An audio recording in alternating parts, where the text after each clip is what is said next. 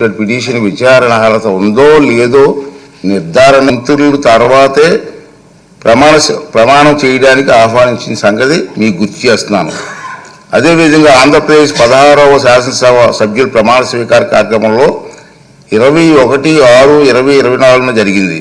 కానీ స్పీకర్ ఎన్నిక మరణాడు అంటే 22/6/2024 నాడు జరిగింది. ప్రతిపక్ష నాయకుడిగా గుర్తింపు ఇవ్వగలిగితే అధికారం కేవలం స్పీకర్కి మాత్రమే ఉంటుంది.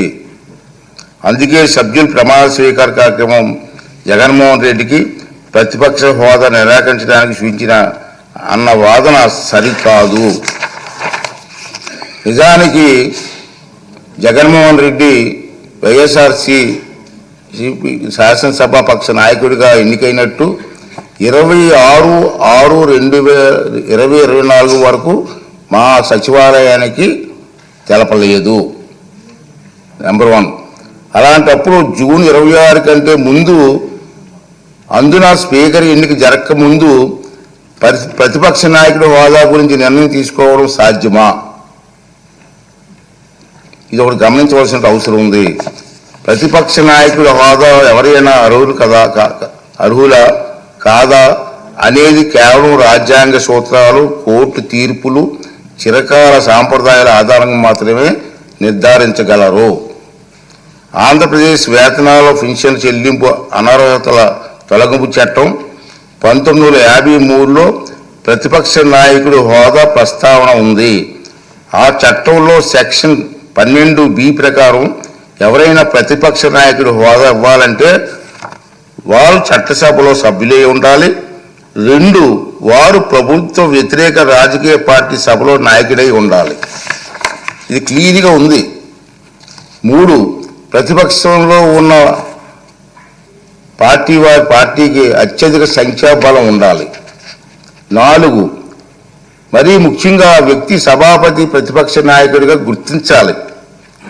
ఒకవేళ అత్యధిక సంఖ్యాబలం గల ప్రతిపక్షాలు 1 కన్నా ఎక్కువ ఉంటే పార్టీ హోదాను దృష్టిలో ఉంచుకుని వాటిని ఏదో ఒక పార్టీ నాయకుడిని సభాపతి ప్రతిపక్ష నాయకుడి హోదా కల్పించవచ్చు.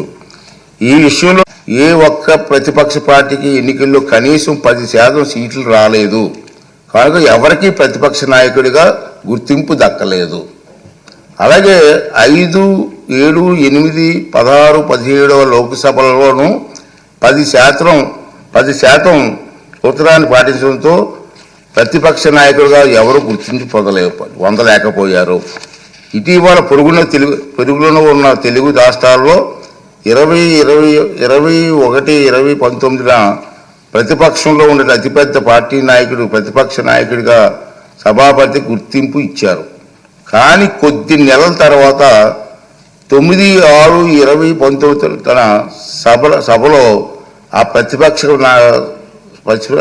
ప్రతిపక్షానికి సంఖ్యాబలం 10% కంటే తగ్గిందన్న నిర్ధారణకు రాగానే సభాపతి ప్రతిపక్ష నాయకుని ఇచ్చిన గుర్తింపును ఉపసంహరించుకున్నారు. అలాగే 8వ లోక్సభలో తెలుగుదేశం పార్టీకి 10% సంఖ్యాబలం లేకపోయినా ఉపేంద్ర గారిని ప్రతిపక్ష నాయకుడిగా గుర్తింపు లభించిందన్న మాట కూడా అవాస్తవం. మనం మాట్లాడుతున్నాం టీవీలో ఉపేంద్ర గారికి ఇచ్చారు కదా మీరని. అది వాస్తవం కాదు. రికార్డ్ అంతా వెరిఫై చేయించాను. అది వాస్తవం కాదు. ఉపేంద్ర గారు ఆనాటి సభాపతి టీడీపీ గ్రూపు నాయకుడికి మాత్రమే నిర్ణయించారు. దాన్ని ఇతను ఇష్టం వచ్చినట్టుగా అవాస్తవాలు మాట్లాడే పరిస్థితికి వచ్చింది.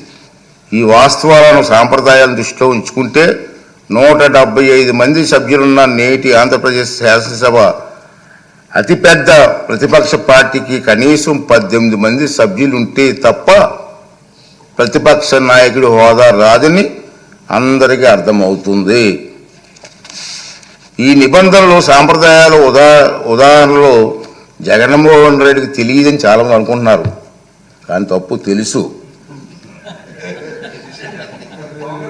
తెలుసు.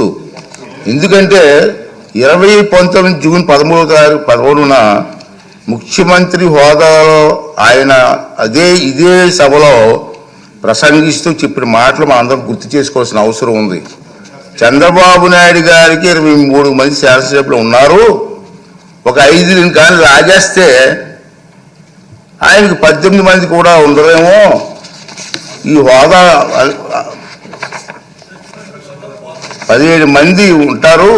అప్పుడు ఆయన ప్రతిపక్ష నాయకుడు స్టేటస్ కూడా ఉండదని చెప్పి ఇదే జగన్మోహన్ రెడ్డి గారు ఈ హౌస్లో మాట్లాడిన సంగతి మీ అందరికీ తెలుసు. మరి తెలియదు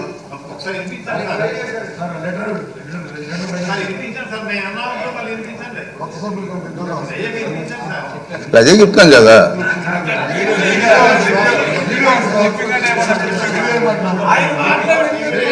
ఆయన మాట వినిపించాలా? అయితే మరి రికార్డు చేయాలి, మరి వినిపిద్దాం.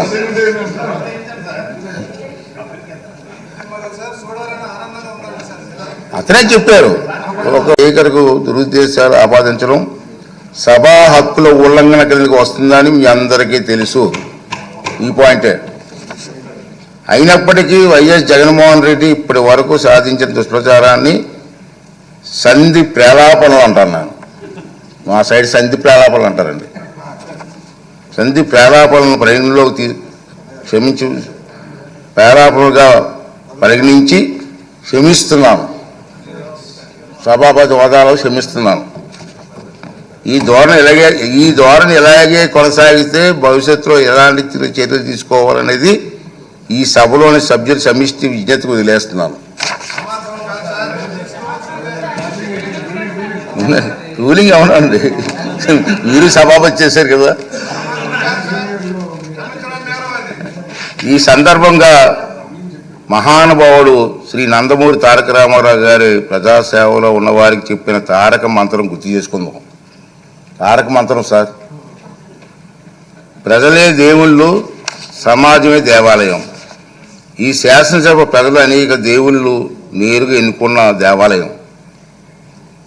మళ్ళీ ఒకసారి రిపీట్ చేస్తాను, ఈ శాసనసభ ప్రజలు అనే దేవుళ్ళు నేరుగా ఎన్నుకున్న దేవాలయం. ఇది మనకు దేవాలయం లాంటిది. స్పీకర్గా నా బాధ్యత ఈ దేవాలయానికి నేను పూజారిగా పనిచేస్తున్నాను మాత్రమే, అంతే కదండి. దేవుడు తిరస్కరించిన వరాన్ని పూజారి నుండి ఆశించడం ఎంత తప్పు కదండి. దేవుడి నిర్ణయం 11 మంది ఇచ్చాడు, నేను ఏం చేస్తాను? పూజారికి నేను ఏం చేయగలను?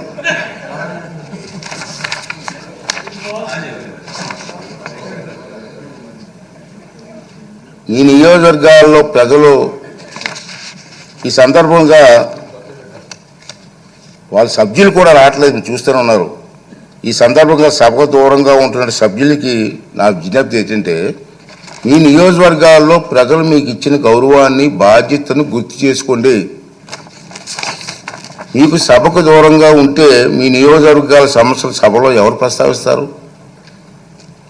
వాటికి పరిష్కారాలు ఎలా సాధిస్తారు? ఈ బాధ్యతను గుర్తించి మిమ్మల్ని నమ్ముకున్న మీ ప్రజల గొంతు వినిపించడానికి సభకు హాజరు కావాలని, రాజ్యాంగం మీకు అప్పగించిన బాధ్యతను సమర్థవంతంగా నిర్వహించాలని విజ్ఞప్తి చేస్తున్నాను. నమస్కారం.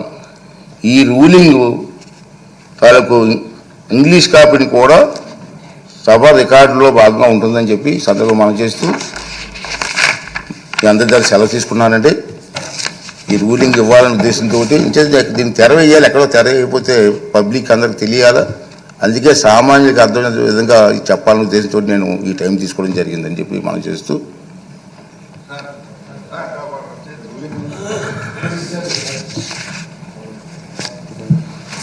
అధ్యక్ష